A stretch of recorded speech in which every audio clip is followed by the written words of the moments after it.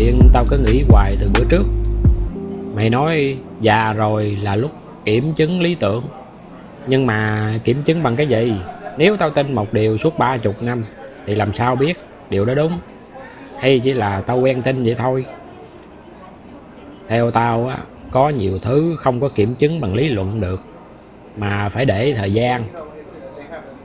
Nghe hai chữ thời gian là tao thấy mơ hồ rồi đó. Mày ví dụ thử. Giờ ha, có người hồi trẻ nói tao sẽ không bao giờ vì tiền mà làm điều sai trái. 20 tuổi nói câu đó dễ. 40 tuổi có vợ, có con, có nợ ngân hàng. Lúc đó nếu vẫn giữ được qua thời gian thì câu nói hồi trẻ mới là được kiểm chứng. Ý mày là có những điều chỉ khi đã thử qua một khoảng thời gian kha khá thì mới biết mình tin tới đâu, đúng không? Đúng. Tao cho là lý tưởng không phải bài kiểm tra trên giấy như thời tụi mình đi học, mà nó là bài kiểm tra thực tế ngoài đời thật đây nè. Tao thấy có cái này còn khó hơn nè. Nếu kiểm chứng xong phát hiện mình sai thì sao? Thì sửa thôi chứ sao nữa. Mày nói nghe dễ vậy. Nhiều người sống theo một điều 30-40 năm, giờ bảo sai đâu có phải muốn bỏ là bỏ. Cái đó mới khó. Không phải ai cũng có thể nhận ra mình sai. Nhận ra mình sai rồi cũng không phải ai cũng đủ bản lĩnh để sửa sai rồi dám sống khác đi à. Mày có bao giờ như vậy chưa? Có.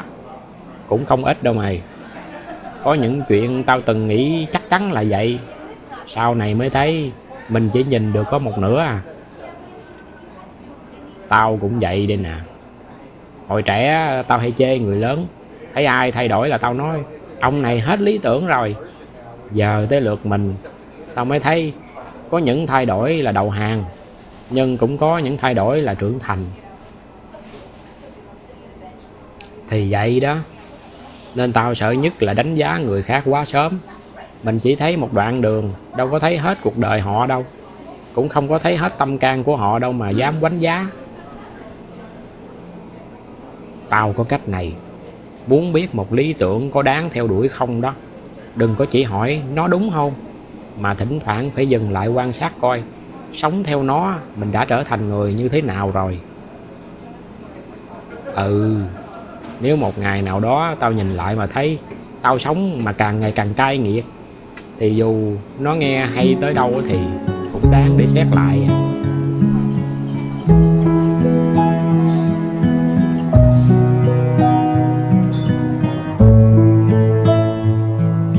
Giờ tao thử giả sử nha. Ban đầu tao theo đuổi một lý tưởng rất đẹp, nhưng càng đi á, tao càng phải dùng những cách mà ngày xưa tao ghét. Theo mày á, lúc đó tao còn giữ được lý tưởng cũ không? Ý mày là có khi nào con đường đi á, nó làm mình đổi luôn điểm đến, có phải không? Ví dụ một người muốn chống tiêu cực, ban đầu á, thì rất là ngay thẳng. Sau này ổng nói muốn làm được việc thì phải linh hoạt. Rồi từ linh hoạt á, nó biến thành thỏa hiệp. Theo mày á, lý tưởng của ổng còn nguyên không? Này tao nghĩ có hai khả năng. Một là người đó phản bội lý tưởng, hai là người đó chỉ đang thay đổi cách làm thôi. Vậy mày phân biệt kiểu gì? Người ngoài nhìn cũng khó phân biệt lắm. Nếu mà là chính người đó đó thì họ có thể tự hỏi một câu: nếu quay về ngày đầu tiên nhìn thấy con người của mình ngày hôm nay, mình có còn kính trọng bản thân mình hay không? Câu này nghe đau nha. Không phải đau thường đâu, mà là đau nhói đó. Đau, nhưng tao nghĩ đáng để tự hỏi đó. Cũng phải nói lại là ngày đầu tiên là lúc mình còn trẻ, đâu hiểu hết cuộc đời đâu. Nếu mà cứ lấy mình hồi 20 tuổi làm chuẩn thì có công bằng không? Không có công bằng. Nhưng mày cũng không thể lấy tuổi tác để biện minh cho mọi sự thay đổi được. Tao cũng thấy có nhiều người nói đời dạy tôi phải thực tế. Nghe cũng hợp lý, nhưng mà thực tế tới mức nào để thôi không còn là chính mình nữa? Đó mới là câu đáng hỏi đó. Tao để ý có người ban đầu chỉ nhượng bộ có một lần, rồi lần thứ hai dễ hơn, lần thứ ba thành bình thường. Tới lúc nhìn lại không nhớ mình bắt đầu thay đổi là từ lúc nào luôn. Mày đang nói là con đường có thể âm thầm sửa luôn cái con người đi trên nó, đúng không? Đúng. Mình cứ tưởng mình đang điều khiển nó, nhưng mà nếu tỉnh táo nhìn lại chính nó đang điều khiển mình á. Nói đi cũng phải nói lại, nếu mà cứng nhắc quá không chịu thay đổi gì hết thì cũng có khi không làm được cái gì hết đó.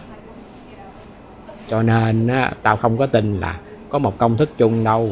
Đời mà có những nguyên tắc theo tao thì không nên bỏ, nhưng cách làm thì có thể phải thay đổi. Vậy điều quan trọng nhất là biết cái gì được đổi và cái gì phải giữ nguyên ha. Nếu đổi cả cái gốc thì phần còn lại chỉ còn là cái tên thôi à. Tao nhớ có người từng nói với tao, lúc đầu tôi dùng tiền để thực hiện lý tưởng, một thời gian sau biến thành tôi dùng lý tưởng để kiếm tiền. Nghe xong tao lạnh sống lưng luôn mày. Tao nghe mày nói câu đó mà còn lạnh nè. Vậy mày nói coi, có dấu hiệu nào để biết mình đang đi lệch hướng không? Mới nãy mày nói rồi đó, tao cũng thấy là thỉnh thoảng phải dừng lại, không phải để hỏi mình đi được bao xa, mà phải hỏi là mình còn đang đi đúng hướng không? Phải vậy đó.